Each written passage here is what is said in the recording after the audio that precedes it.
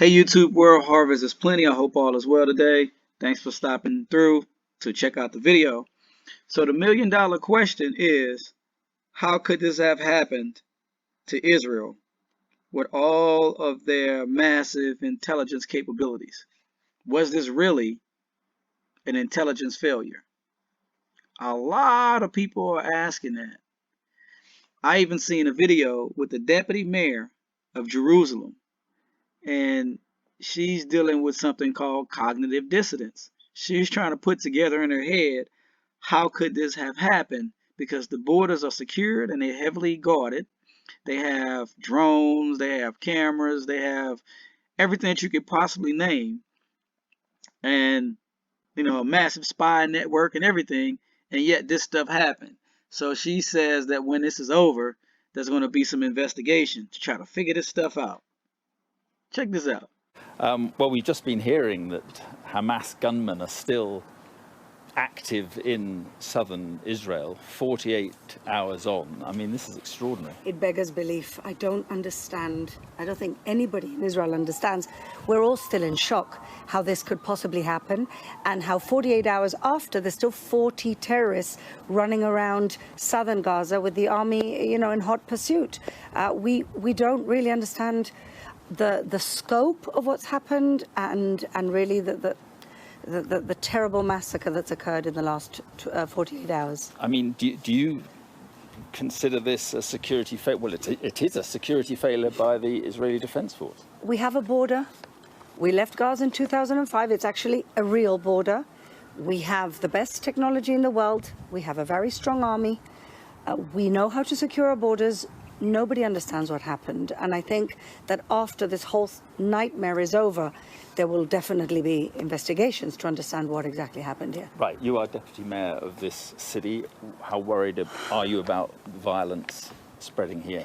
So we are a little worried, because the last thing we need is more fronts to deal with.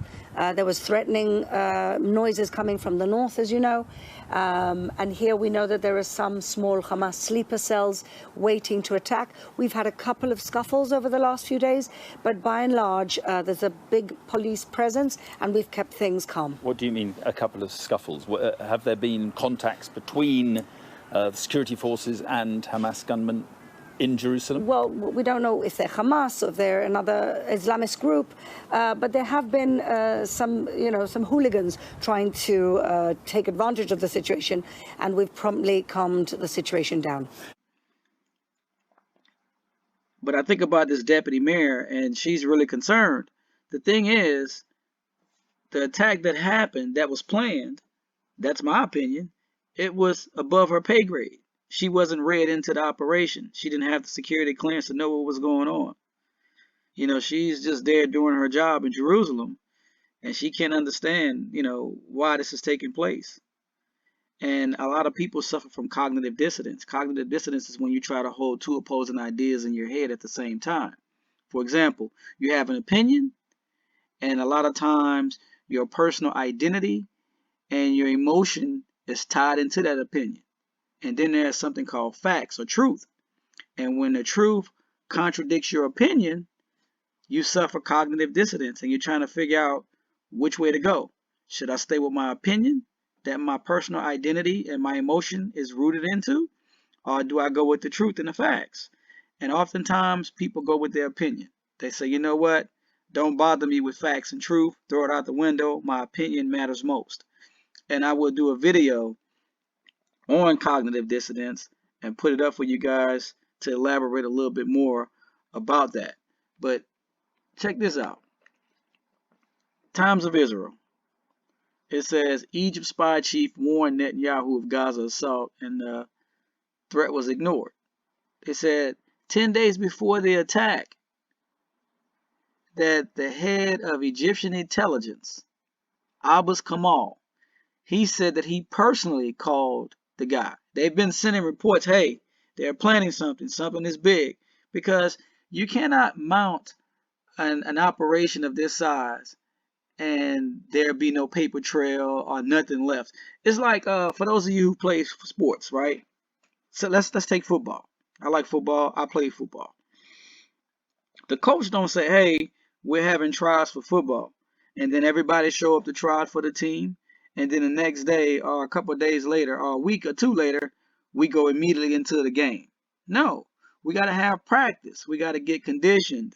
We got to go over offensive plays, defensive plays. We got to make sure that we have the right people in place for the job.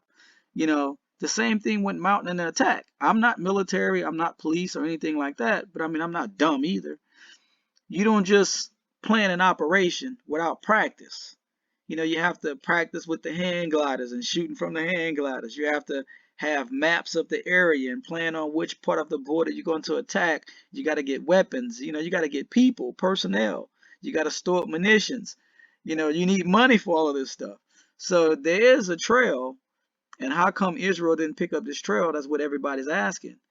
You know, how come Egyptian intelligence picked up the trail, but Israel didn't? You know, again, another headline, Egypt intelligence official says Israel ignored repeated warnings of something big.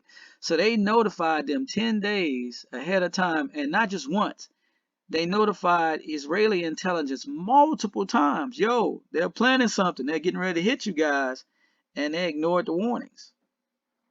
You know, and what Netanyahu said, he said, well, we were focused on the West Bank. So, you know, we moved our troops to the West Bank.